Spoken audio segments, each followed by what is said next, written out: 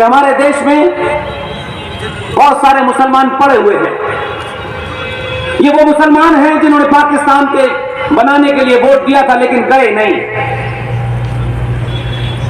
अब हमसे कहा जाता है कि पाकिस्तान और भारत के बीच में भाईचारे की बात हो। उन्होंने कहा ऐसा पाप न करो, तुमने पाकिस्तान बनाया अच्छी बात है, तुम यहां पड़े हुए अच्छी बात है, लेकिन अब हमसे तुम विशेष दर्जे की मांग करोगे, यह नहीं दिया जा सकता। ऑल इंडिया रेडियो की जितनी भी क्लिप हैं आप लोग पढ़ लें, उनकी अपनी आवाज में। लेकिन सरदार पटेल की विजन को मैं सलाम इसलिए करता हूं कि सरदार पटेल ने जो लाइन नीचे लिखी थी 370 के नीचे, न मुझे पता था न आपको पता था, खानदान दर खानदान इस देश पे राज करेंगे। ऐसे ऐसे लोगों ने राज किया है जिनके पास 2 MP नहीं थे, लेकिन समय करवट लेता है। इसलिए मैंने कहा कि आज जो भी है, माएं हैं, बहनें हैं, बेटी हैं, पुरुष हैं, डॉक्टर हैं, इंजीनियर हैं, कोई इस बात की चिंता ना करे कि हम क्या कर सकते हैं। जो जहां खड़ा है अपनी भूमिका अपने सामर्थ्य के हिसाब से तय कर ले, सब कुछ ठीक हो जाएगा। सरकार जो भी आए कोई फर्क नहीं पड़ता। जो बात उन्होंने टेम्परेरी लिखी थी, उनको नहीं पता था कि गुजरात से 2 लोग आएंगे, इसे परमानेंटली हटा देंगे। रास्ता देके गए थे, आपको एक रास्ता दिया था उन्होंने, इस रास्ते का इस्तेमाल करके कोई असंवैधानिक काम नहीं हुआ है। और एक ने एक दूसरा कार्य भी उनको दिया। उन्होंने कहा उनसे, क्योंकि वो विदेशी मामलात में और विदेशी लोगों के साथ ज्यादा बिजी रहते थे,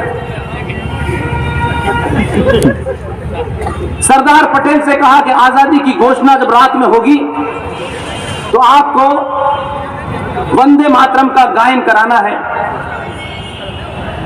इसके लिए किसी का इंतजाम कर लीजिए। सरदार पटेल बोलते बहुत कम थे।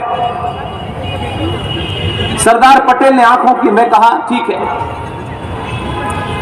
15 अगस्त 1947 यानी 14 अगस्त की रात, 15 अगस्त की सुबह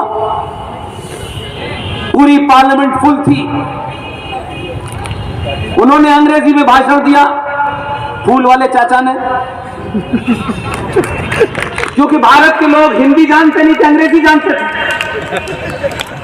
अंग्रेजी में किसको उनको बताना था कि मैं आपका काम कर रहा हूं जो मुझे आप ट्रांसफर ऑफ पावर में देके गए। और भाषण देने के बाद आ गए, नीचे बैठ गए, सरदार पटेल की तरफ देखा, सरदार पटेल ने कहा इंतजाम हो गया। एक साहब का नाम लिया गया और सोचिए कि जब उनको पहली बार टेलीग्राम भेजा था सरदार पटेल ने कि आपको भारत की आजाद पार्लियामेंट में वंदे मातरम गाना होगा, तो आप उस आदमी को जिसको हम सब नहीं जानते,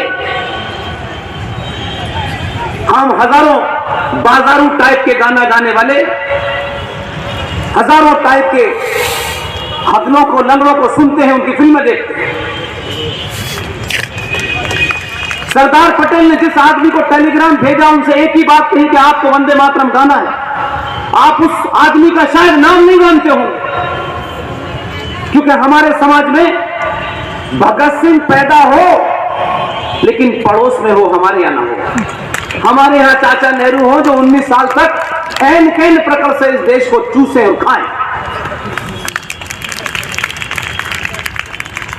सरदार पटेल ने जब पंडित ओंकार नाथ ठाकुर साहब से कहा कि आपको मंच पे आकर के वंदे मातरम गाना है, उन्हीं ओंकार नाथ ठाकुर के पास जब उनका टेलीग्राम गया था तो उन्होंने एक शर्त रखी थी, कहा कि सरदार साहब मेरी शर्त है, मैं आऊंगा, आपके कहने से वंदे मातरम भी गाऊंगा, लेकिन मेरी शर्त है।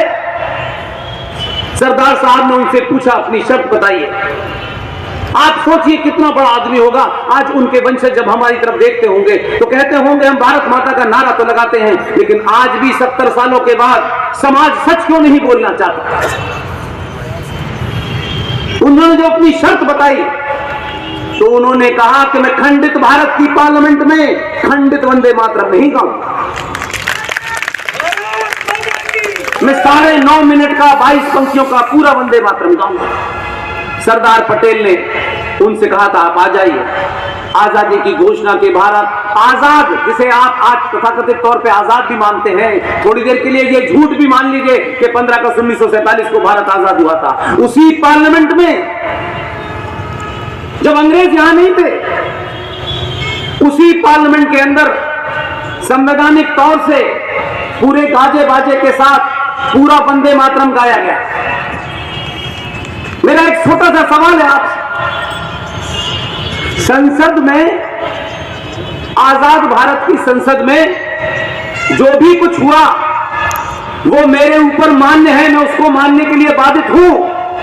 1937 में मोहम्मद अली जिन्ना, रफी अहमद किदवई, मौलाना आजाद, इन सब लोगों ने नेहरू जी को डराया और कहा कि हम वंदे मातरम नहीं गाएंगे क्योंकि इसे गाने से हमारी भावनाएं आहत होती हैं, क्योंकि इसमें देवी देवताओं के नाम आते हैं। जो ये कहते थे कि भाई एक्सीडेंट में हिंदू हूं, उन्होंने बात मान ली थी 1937 में कि सिर्फ एक ही स्टैंजा गाया जाएगा, लेकिन आपके आदमी ने आजाद भारत की पार्लियामेंट में पूरा वंदे मातरम गाया। जब पूरा वंदे मातरम आजाद भारत की पार्लियामेंट में गाया गया, तो अब देश के किसी भी हिस्से में अधूरा वंदे मातरम क्यों गाया जाता है?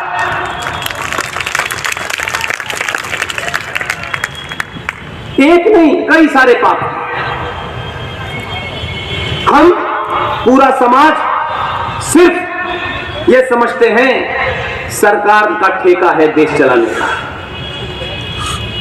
हम इतने डरपोक और कायर हो चुके हैं, हमको हर बात कहने से पहले नफा नुकसान सोचते हैं, लेकिन पाखंड में हम सबसे आगे हैं। आज आपको किसी ने बताया कि 1947 में जो भारत आपको मिला, जैसा भी मिला, क्या वो भारत इतनी बड़ी लाशों के साथ, इतनी बड़ी संख्या में मरने के बाद जब मिला, तब भी आज हम जब भारत माता की जय का नारा लगाते हैं, माफ कीजिएगा, जब ये नारा लगता है तो मुझे तकलीफ होती है। इसलिए नहीं कि भारत माता रूप की कोई चीज है जिससे मुझे कोई चिढ़ नहीं। 1947 से लेके 2021 आ गया, इस देश में हर 10 साल के बाद जनगणना होती है। 2011 का सेंसस देखें, 2011 का सेंसस, भारत में जो 29 राज्य हैं, उनमें 9 राज्यों में हिंदू की गिनती कहीं 2% है, कहीं 3, कहीं 7, कहीं 9, कहीं 25, कहीं 19% है। फिर भी हम कहते हैं भारत माता की जय। ये दुख की बात है। हम आज भी झूठ बोलना चाहते हैं। किस लिए झूठ बोल रहे हैं? हमें अपने 90 करोड़ लोगों के ऊपर यकीन नहीं है, क्योंकि हमें किसी का वोट लेना है। अगर वोट ही लेना है तो जब 90 करोड़ देने को वे तैयार हैं, तो 26 करोड़ 2 करोड़ की चिंता क्यों कर रहे हैं?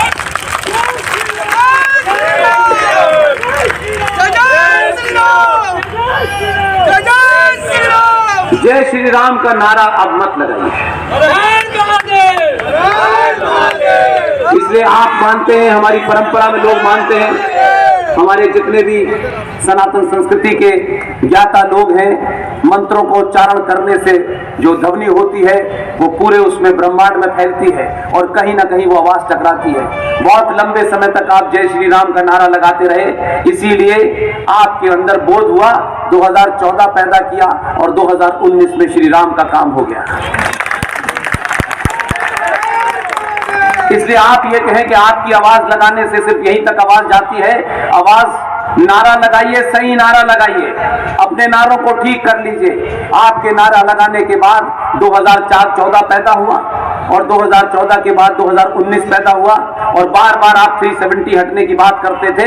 आपके नारों का ही कारण है कि सुप्रीम कोर्ट में बैठा हुआ चीफ जस्टिस, जो 150 साल से कहता था कि भगवान राम नहीं है, भगवान राम तो काल्पनिक है, आपके नारे का दबाव है कि भारत के अंदर चीफ जस्टिस ऑफ इंडिया पहली बार कहता है मैं 40 दिन में फैसला दूंगा, मैं जल्दी फैसला दूंगा। ये किसी इस कारण से नहीं कह रहा था कि सरकार बदली है, उसे पता चल गया था कि सरकार को बदलने वाले लोग अब रुकने वाले नहीं है। इसलिए 40 दिन में फैसला आया, आपके अधिकार में फैसला आया, आपके हक में फैसला आया।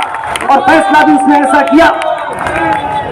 ऐसा फैसला किया कि आपको कोई चांस नहीं दिया, क्योंकि हमारे यहां तो इतने अपोलोजिस्टिक लोग हैं कि अगर हमें कहा जाता कि आप ही फैसला कर लीजिए, तब भी हम कहते कि रहमान भाई भी यहीं रहेंगे और राम भी यहीं रहेंगे। हम ये झूठ बोलते, ये पाखंड करते हम। लेकिन सुप्रीम कोर्ट ये जानती थी कि ये नेताओं के माध्यम से नहीं हुआ है। इस भारत राष्ट्र के हजारों साल के बाद उनमें जो जागरण पैदा हुआ है, कहीं ऐसा ना हो कि कुछ लोग कार सेवा करने सुप्रीम कोर्ट पहुंच जाए।